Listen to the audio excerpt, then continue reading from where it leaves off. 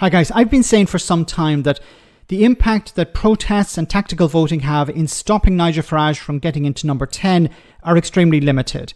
The responsibility lies with the Labour government, the incumbent. They need to improve the situation for ordinary people in order to stop the trend of voters going in the direction of Farage and Reform.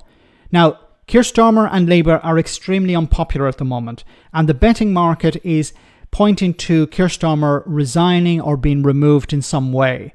Gary Stevenson of Gary's Economics pointed out how the betting markets is against Starmer at the moment and how there needs to be a change. But he also talked about how this change could be a blessing in disguise. Have a listen. You can look at the betting market. When will Keir Starmer leave? And if you look at it now, at this point, it thinks that Keir Starmer will be lucky if he survives next year. And I think that there is a good chance that Keir Starmer will go next year.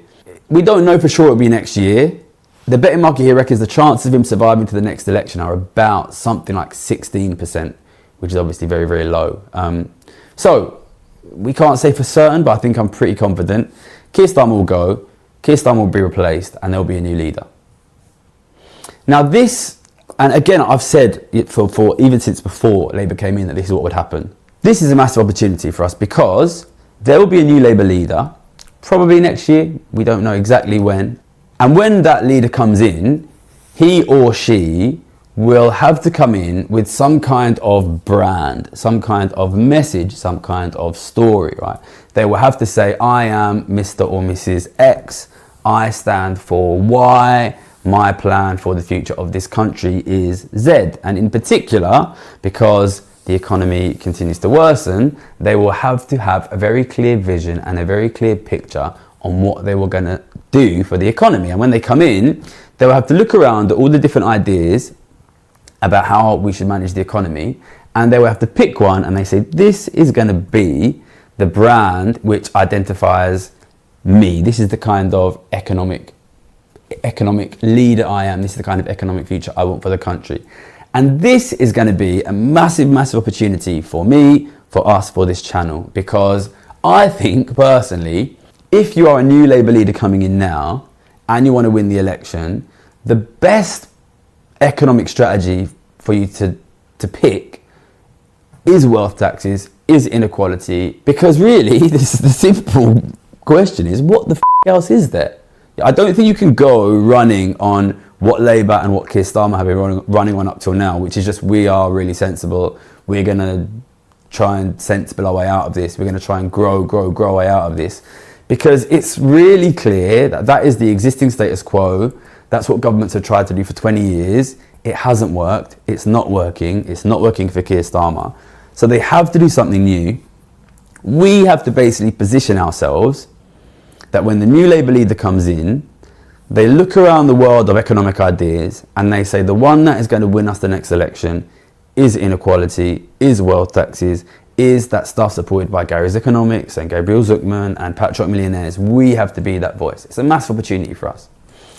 If they choose that, I think they can win the next election, which means I think Reform will lose the next election. And he's right. You know, this is the last chance they have. I'll leave a link in the description so you can watch the whole video. It's about 45 minutes long. But anyway, I wanted to focus on this part because I think it's really important. Labour need a new leader. And they need, more importantly, a new vision. They need to say, okay, we're going to focus on inequality, for example. A wealth tax can be part of that. There can be a whole range of other policies, but they need a vision. We are going to fix inequality in Britain. That has to be the vision, because that's something that will improve the lives of ordinary people. And if you can communicate the ways that you're improving people's lives, then they're going to vote for you at the next election. Because what Nigel Farage is running on is, of course, immigration. And he wants to convince people that all of the problems they face are a result of immigration policies from the Conservatives and the Labour Party. And he will fix it. He will fix it by fixing immigration. We've been down this road before. He told people that their lives would get better if they voted to leave the European Union. He told small businesses he would remove, or leaving the European Union would remove red tape. It would free them up. Of course, it had the opposite. So Nigel Farage obviously understands that it's still a policy that can work, this idea that we leave the European Convention on Human Rights, or we focus on immigration, or we close the borders, or whatever. He knows that this will work because a significant number of people are upset about the status quo.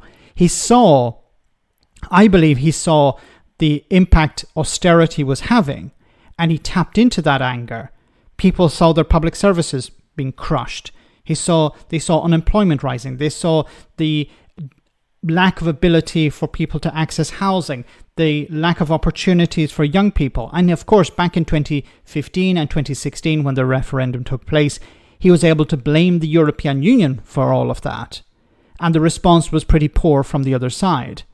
Now he's doing pretty much the same thing. He's saying you can't access housing because of immigrants. You can't access the NHS because of immigrants. Your taxes are higher because of immigrants. And if you vote for me, if you vote for my party, we'll stop all of that.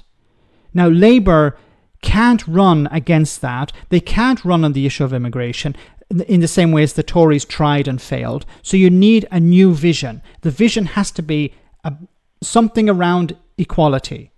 Improving the lives of ordinary people, taking from the rich and giving to the poor, if you want to call it that. But they have to come up with something.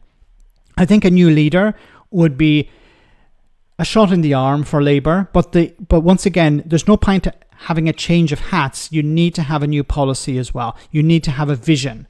And you have to say, this is where we want to be by the end of this Parliament. This is what we want to achieve. Because if you don't have that, and it's just, we're going to fix things, we're going to try and improve the situation on what the Tories left behind, that's not going to be enough. And all Farage has to do is sit on the sidelines and say, I would do it better. This is what he's been doing for the last 30 odd years. I would do it better if I was in charge. And of course, if he does get into power, he will make the situation worse. He's not interested in improving the situation for ordinary people. He will sell the idea that he is. He's not on the side of workers, even though he sells the idea that he is. He's going to make the situation worse. So this is why it's so important that if Labour want to hold on to power, if they want to improve the situation for ordinary people, they need to start working on that. They need a vision, and they need to communicate their successes.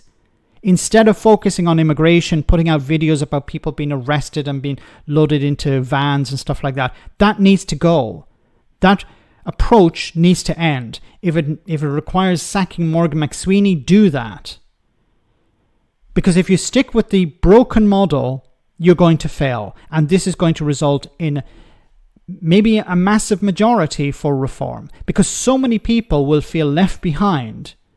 And you don't have to be a racist, a bigot, a xenophobe to vote for Farage and Reform. All you need to be is somebody who feels that the situation has not improved for them.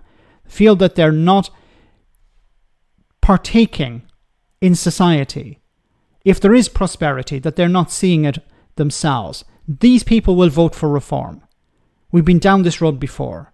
So there's an opportunity here for Labour to change the leadership and, of course, change the vision. It's a word of warning. If they don't, then Nigel Farage will march right into number 10. As I said, I'll leave a link in the description so you can watch the whole video. It's really interesting. And I'll see you in the next video.